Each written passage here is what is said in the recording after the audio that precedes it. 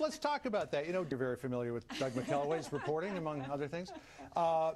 Talking about this idea that we have all of these thousands, tens of thousands of properties that are sitting vacant, fallow, underused, unused, whatever, costing us billions of dollars a year in upkeep. Meanwhile, because of sequestration, benefits for veterans' tuition have been cut off, and that was about $373 million in 2012.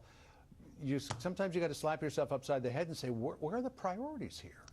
Yeah, I recommend that anybody Google wasteful government spending.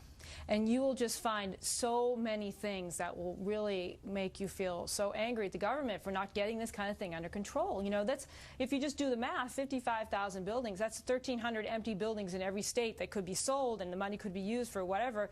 And it's true. That but as Doug pointed out, the red tape is... Yeah, they can't do it. Yeah. I love the list you have to go through to try to sell. Everyone but stray animals gets a say in where these vacant buildings are going to go. And they've created that, I think, purposely, because they don't want to let this stuff go. Don't forget the GSA, the Government Services Administration, are always under the gun trying to sell stuff. The GSA is the group that had the $800,000 conference in Las Vegas.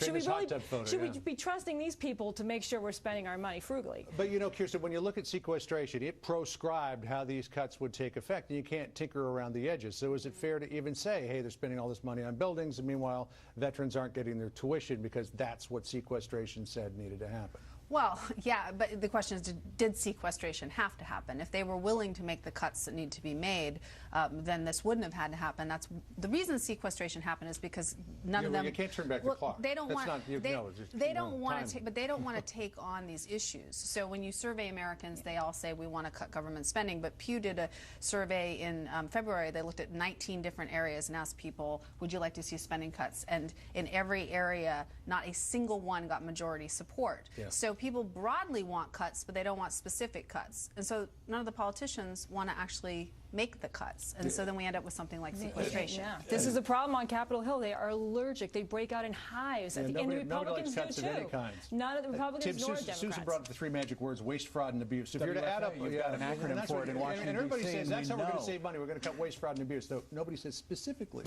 what they're going to cut. How much waste, fraud, and abuse is there out there? I don't know, and I think that it goes back to William Proxmire. He used to do the Golden Fleece Awards. This has been around forever. He was the progenitor, if you will, to Tom Coburn. Here's the thing: we have all of the entitlement spending, the Medicare, Social Security, that's about 40% of the budget, and that's probably the biggest elephant in the room that nobody seems to be able to handle. And this is not to diminish the problem with waste, fraud, and abuse, but the problem is that this, and we've got this window right now where maybe something can be done, because once we get past September, October, we're looking at next year's election, then of course everyone will start paying attention to 2016. There is a time and a place where that has to be taken care of. And if Congress wants to show any courage, any willingness to do it, that's where they need to be focused on. These are all interesting, but in many ways distractions to a much larger issue, which is what are we going to do with this huge entitlement package that we have that's adding to the debt all the time. They're very good at can kicking, though, when it comes to that. You know, we were talking about this earlier. When you look at the White House, and obviously our elected officials have to travel, but when you think of Joe Biden's one day in Paris, $320,000 for limousines, $600,000 for hotel rooms, the president and the White House gets very defensive about this. Did he have to go to Florida and spend $78,000 just on local law enforcement to play golf with Tiger Woods? Yeah, no, look, and it always comes down to this, like, oh, but Bush did it, oh, but, you know, or someone else did it, and it's like, yeah, they've all done this. This isn't an Obama problem. All presidents do this, but we haven't always been in an economic downturn. You could say, you know, under Bush we were, I guess. You know, Clinton did the same things. The point is, we don't need this, all this pomp and circumstance where they go on these trips. I think that they should cut back on this kind of stuff. I think it looks very bad, and I think that we have more important things to spend our money on. Well, it makes it very hard for the administration to make the case that sequestration is hurting people when they're spending so much money themselves just on things that really seem so trivial. I mean, $500,000 for a limo, for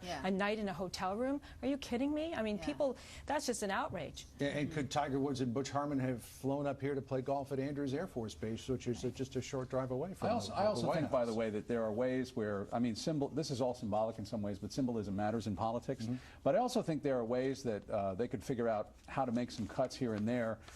And I also think that Americans are about ready right now. I mean, let's face it, who has not had to sacrifice at home? And understand, if you start making cutbacks, we can deal with that. Let's try to get some semblance of doing this together as Americans and march forward into glory or whatever. But the point is that I think the people will be willing to take. That might be a bit of a reach.